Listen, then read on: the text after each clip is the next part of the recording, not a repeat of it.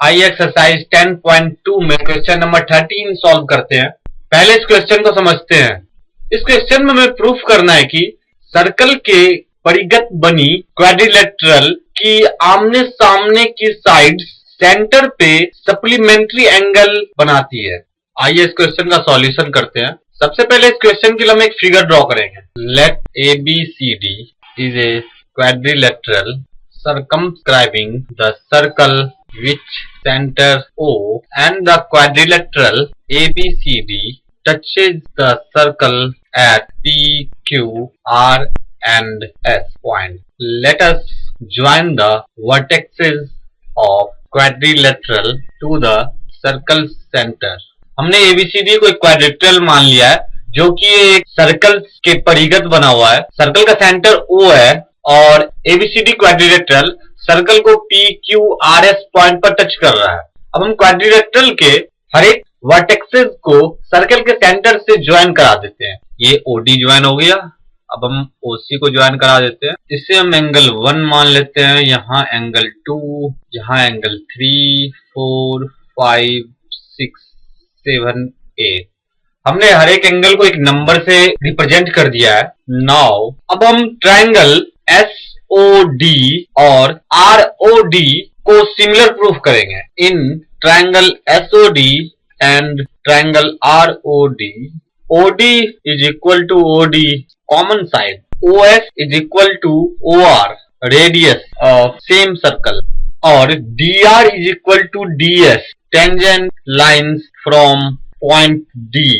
Point D से draw किए गए दोनों टेंजेंट लाइन है DR और DS, तो ये दोनों आपस में इक्वल होंगे। तो SSS से ट्रायंगल SOD और ROD सिमिलर हो जाएंगे।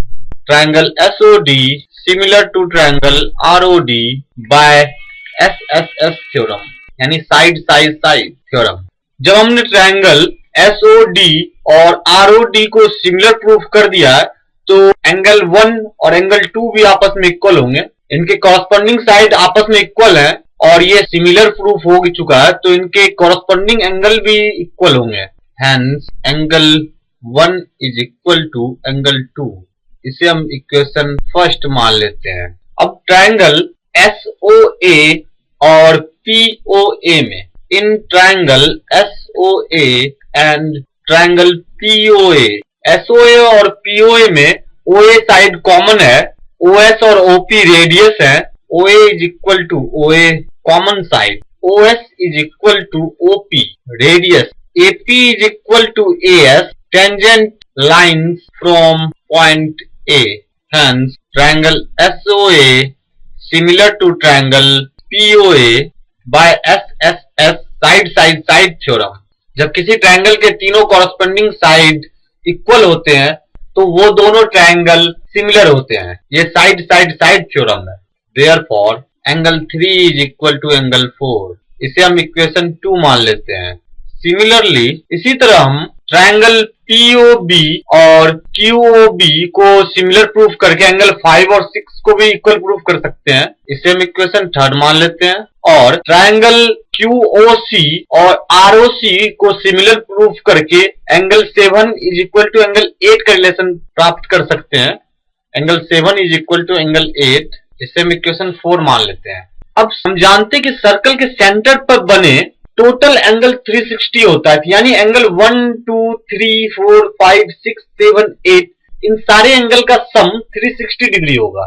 Now angle 1 plus angle 2 plus angle 3 plus angle 4 plus angle 5 plus angle 6 plus angle 7 plus angle 8 is equal to 360 degree. Angle 1 और एंगल 2 आपस में इक्वल है, हमने इक्वेशन 1 में प्रूफ किया है, तो एंगल 2 की जगह एंगल 1 लिख सकते हैं हम, यानी angle 1 plus angle 1 plus angle 3 और एंगल 4 ये भी आपस में इक्वल है। इक्वेशन 2 में हमने प्रूफ किया है, तो angle 3 plus angle 3 plus angle 5 और एंगल 6 आपस में इक्वल है इक्वेशन 3 से, तो एंगल 6 के लिए हम एंगल 5 भी लिख सकते हैं। प्लस एंगल 7 और एंगल 8 आपस में इक्वल है, तो एंगल 7 प्लस एंगल 7, एंगल 8 के लिए हमने एंगल 7 लिख दिया है, is equal to 360।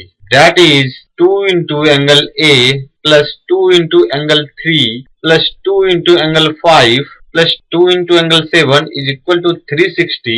That is angle 1 plus angle 3 plus angle 5 plus angle 7 is equal to 180 degree. हमने 2 कॉमन लेके अदर साइड भेज दिया, वो 360 को डिवाइड करेगा तो 180 डिग्री होगा। एंगल 1 और एंगल 2 आपस में इक्वल है, that is angle 1 plus angle 1। Angle 3 और एंगल 4 आपस में इक्वल है इक्वेशन 2 से, तो एंगल 3 के लिए हम एंगल 4 यूज कर सकते हैं, तो एंगल 4 प्लस एंगल 4। इसी तरह एंगल 5 और एंगल 6 आपस में इक्वल है इक्वेशन 3 से, तो एंगल 6 के लिए हम एंगल 5 यूज कर सकते हैं, तो एंगल 5 प्लस एंगल 5। इसी तरह एंगल 7 और एंगल 8 इक्वल है इक्वेशन 4 से, तो एंगल 7 के लिए हम एंगल 8 यूज कर सकते हैं, तो angle 8 plus angle 8 is equal to 360। 2 into angle 1 plus 2 into angle 4 plus 2 into angle 5 plus 2 into angle 8 is equal to 360। That is 2 common लेकर अदर साइड भेजने पे angle 1 plus angle 8 plus angle 4 plus angle 5 is equal to 180 degree.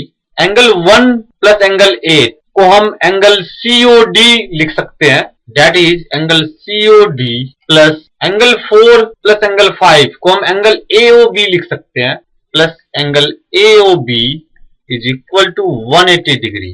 इसी तरह हम एक और relation हम निकाल सकते हैं, एंगल 2 की जगह हमने यहाँ एंगल 1 लिया है, एंगल 1 की जगह एंगल 2 ले सकते हैं हम, करके हम एक और रिलेशन फाइंड कर सकते हैं। Angle AOD plus angle BOC is equal to 180। AOD plus angle BOC is equal to 180 degree. यही हमें प्रूफ करना था। Hence, opposite side of a quadrilateral circumscribing a circle subtend supplementary angles at the center of the circle। हमें यही proof करना था कि angle COD plus angle AOB is 180, यानी कि एंगल 1 प्लस 8 जो कि एंगल COD होगा और एंगल 4 प्लस 5 जो कि एंगल AOB होगा, इन दोनों का सम 180 डिग्री, यानी कि ये दोनों सप्लीमेंट्री एंगल है। इसी तरह एंगल AOD यानी 2 प्लस 3 और एंगल BOC 6 प्लस 7, इन दोनों का भी सम 180 होना चाहिए, यानी कि ये भी सप्लीमेंट्री एंगल है। हमने दोनों केस प्रूफ कर दिए हैं, इसलिए हम कह सकते हैं कि सर्कल के परिगत बनी हुई क्वाड्रिलेटरल के अपोजिट साइड सेंटर पे सप्लीमेंट्री एंगल फॉर्म करते हैं।